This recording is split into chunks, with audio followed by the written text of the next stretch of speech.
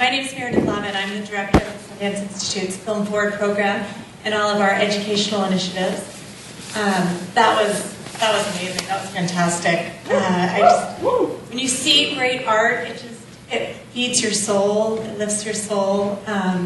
So please help me welcome to the stage the talented artist, musician, songwriter, and now filmmaker, Dave Grohl.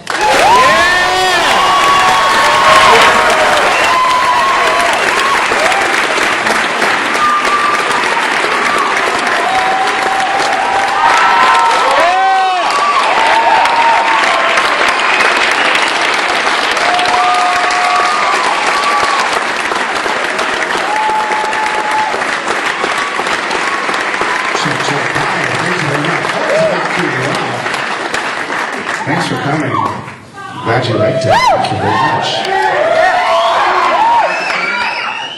So I'm just going to get things started. I'm going to ask him the first question, and we'll turn it over to all of you. So Dave, part of Sundance is the artist, right? And connecting artists and audiences. But it's not just any story. They're deep stories. They're stories that really connect us to the human experience a little bit deeper than Hollywood goes. So tell me, this film is infused with humanity. Tell me where the idea to make it into a film started.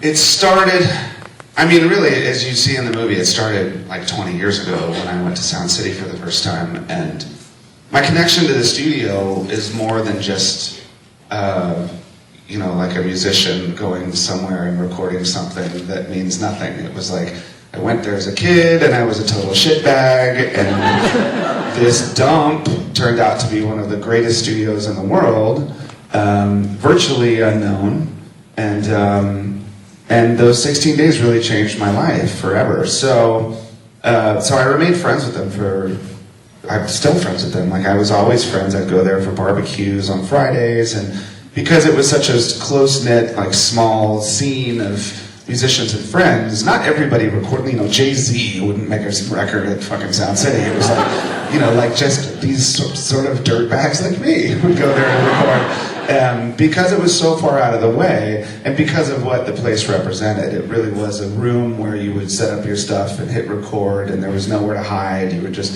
play. And if you captured that magic, then your record became, Damn It Torpedoes, or Nevermind, or whatever. So those things, that's what Sound City was great for. So when I heard they were closing, I thought, I very gently said to them, I said, if you guys ever think about getting rid of that board. And my first response was from Siobhan, and Siobhan said, I'd sell my fucking grandmother before I sell it. I said, how much is your grandmother? So then they kind of decided that I should be the person to get the board because we've been friends, and all these other people wanted it, but nowadays those boards are kind of impractical because they're so huge unless you have an enormous room to put it in and everything it needs to power it up, and a lot of people would buy that board and just sort of take the pieces and sell it because of how awesome it is and what it's worth, and they knew that I wouldn't do that. So I thought that I would make a short film and pay tribute to the board by interviewing all of these different musicians, and it soon became really clear that it was more than a 17-minute film, because I could talk to Neil Young for 17 hours about music.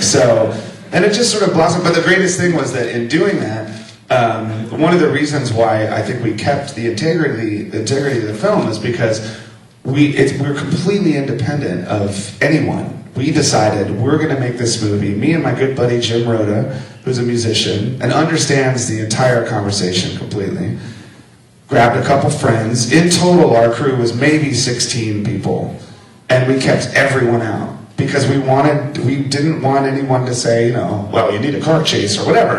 We wanted to make sure that the movie was what it was supposed to be, and because we were so clear in what we were trying to say, we started this just 13 months ago.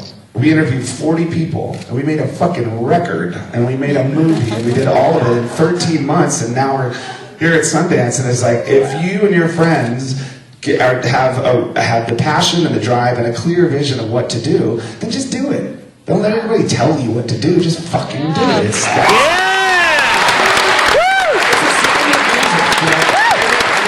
honestly, the first Foo Fighters record was a great example or inspiration for me, because that was after Nirvana ended. I was just a drummer, man, and there was a studio down the street from my house, and I thought, well, I'm gonna go record some stuff by myself.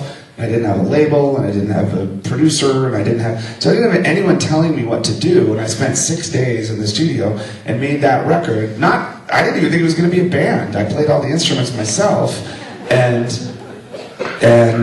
because of that, it sounds the way it sounds. It doesn't sound like anything but what it is. And I felt the same way about the movie, because I knew, like, if I went to some big studio, that someone would say, well, first of all, you're a fucking drummer, so I know you're trying to direct a movie, but that's not how it's done.